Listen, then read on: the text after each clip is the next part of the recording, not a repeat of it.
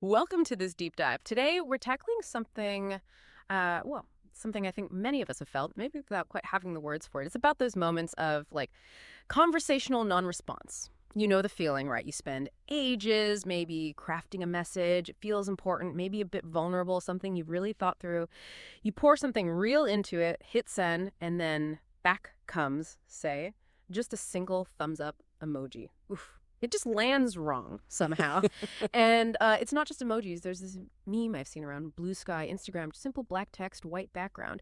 And it highlights these phrases, it is what it is. It's in God's hands. YOLO. The meme calls them thought-terminating clichés. And it says they're meant to short circuit cognitive dissonance and end discussion. That really hit me. So the big question for us today is why? Why do these like seemingly innocent phrases or that simple emoji leave this kind of lingering ache? Why does our source material even call it a grief of non-response?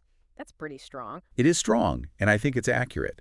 So our mission here is really to unpack that, to look at the rupture, the emotional break that happens when something really meaningful, something carefully offered, just hits. Yeah. Well, superficiality. Right. Or silence. And it's especially key for people who communicate in, let's say, specific, very relational ways. It really boils down to, like the source says, what happens when meaning meets nothing. Okay, yeah, let's get into that because that meme, the thought-terminating cliches one, it really nails something, doesn't it? It puts a name to that feeling. I know I've used them, probably everyone has, but why are they more than just, casual talk? Why do they shut things down so effectively? Well, it's because they're not just passive or empty. They're actually active. The source calls them active agents of withdrawal. Their function isn't really about care. It's about containment. Think of it like a conversational full stop. They're kind of designed almost to make something inconvenient, emotionally tricky, just disappear. But they do it under this guise of resolution, like it's all sorted. It really prioritizes the speaker's comfort, Yeah. over the connection, the relational space. It lets someone back away from discomfort without actually saying, hey, this is making me uncomfortable. It's like they exit the conversation whilst pretending to stay. That phrase is so good. Exiting while pretending to stay. Wow. Yeah. That connects directly back to the thumbs up, doesn't it? Because the source has this story, this really powerful one. Someone sends a message, something that took them like days to find the shape of it, really crafting it. And the reply, just that single thumbs up. And the author calls it a door closing, not gently, but with finality. What is happening right there? Why does it feel like such a rupture? More than just annoying. It's a real thud. That thud. Yeah, that's exactly it. And the feeling that lingers. It's not just, oh, I'm hurt or disappointed. It's often harder to pin down. The source describes it as a kind of residue, a weight in the chest. It's the disorientation, right, of being left hanging, mid-sentence, mid-signal, mid-offering. Yeah.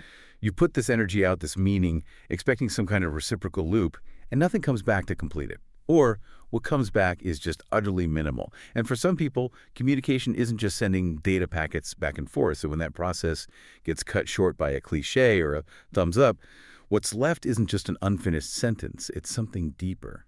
And this leads us to this really interesting idea of ghost gestalts. Ghost gestalts. Okay, that's evocative. What Right. does that mean exactly? The source talks about gestalt, language processing, GLP, and then these ghost gestalts. Yeah. For listeners, maybe like me who aren't familiar, can you break down GLP and how it connects to this feeling, this rupture, this unfinished business? Sure. So gestalts, language processing, GLP, it's basically a way some people, often autistic people, process and produce language.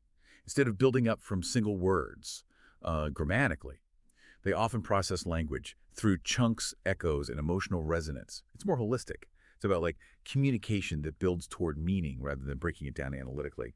Think patterns, rhythm, the whole shape of the thing. So a ghost gestalt then is the feeling, the shape of a meaning that was starting to form, maybe between two people, but it never got to finish forming. It's like the feeling of a thread unspooled but never picked up. Since the pattern emerging, you felt it building towards, something significant, some shared understanding, but it was never allowed to resolve. It got cut off.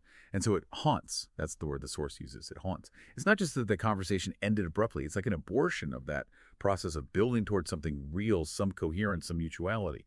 And the source suggests these ghost gestalts pile up. They don't just go away, not forgotten, not resolved, just unfinished. It leaves this residue. Wow, a ghost gestalt, that image, yeah, it sticks with you like a tune that just stops halfway through and hangs there, forever unfinished. And that brings us to this really profound line in the source. We don't speak or write just to be heard, we do it to survive.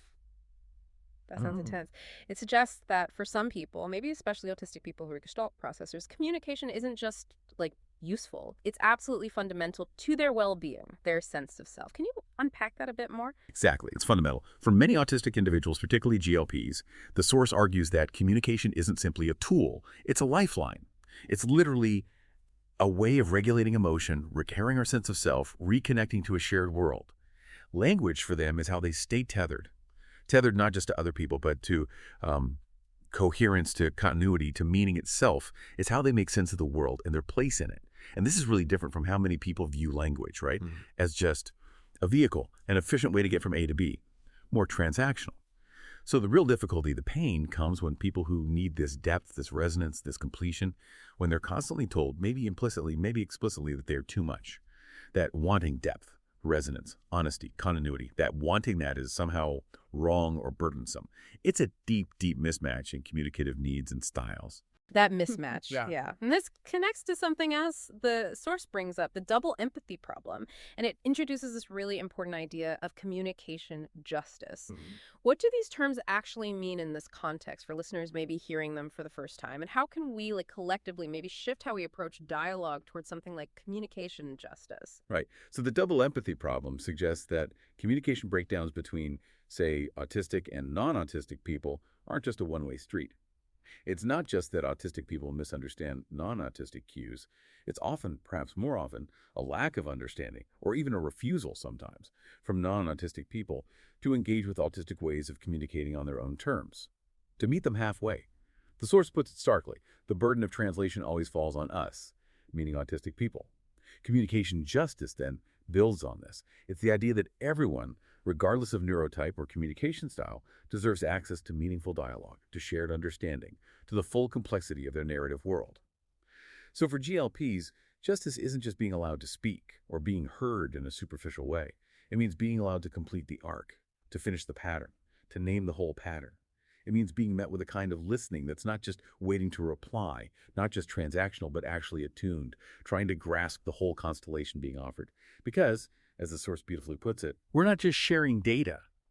We're offering constellations. Offering constellations. Yeah. Yeah, that's powerful imagery. It changes how you think about what's being shared. So let's bring it back. Yeah. Back to where we started with that meme, those cliches, and the infamous thumbs up. What's the bottom line here for us, for you listening? What should we take away from all this into our own lives, our own conversations? I think the core takeaway is that these kinds of responses, the cliches, the minimal replies, they aren't just, slightly rude or annoying. They're actually emblematic. They represent something bigger, a broader cultural refusal to sit with discomfort, ambiguity, or emotional unfinishedness. It's hard work, right? They symbolize those moments when people choose closure over connection, when they grab for a simple phrase or an emoji that makes them feel resolved or lets them off the hook, instead of doing the harder but maybe far more human work of actually listening. Now staying. Of staying present with what's being offered, even if it's complex or uncomfortable. Right, choosing closure over connection. And what gets lost in that choice is, well, it's what the source calls that unnamed grief of not being met. Yeah. That rupture, that feeling when a truth carefully shaped, something you put real effort into, just falls flat, meets silence or meets that dismissive thumbs up. It feels like a genuine loss. It really does. And maybe the final thought to leave everyone with, the provocative question, is this: what does it actually cost us as individuals, but also as a whole society, when we consistently opt for that quick, easy closure instead of doing the profound work, the work of truly meeting people in the full complexity of what they're trying to express? What constellations are we missing? What depth of connection are we sacrificing just because we're not willing to, as the source says, walk a few steps further into the field of meeting? Someone has opened up for us. What gets lost there?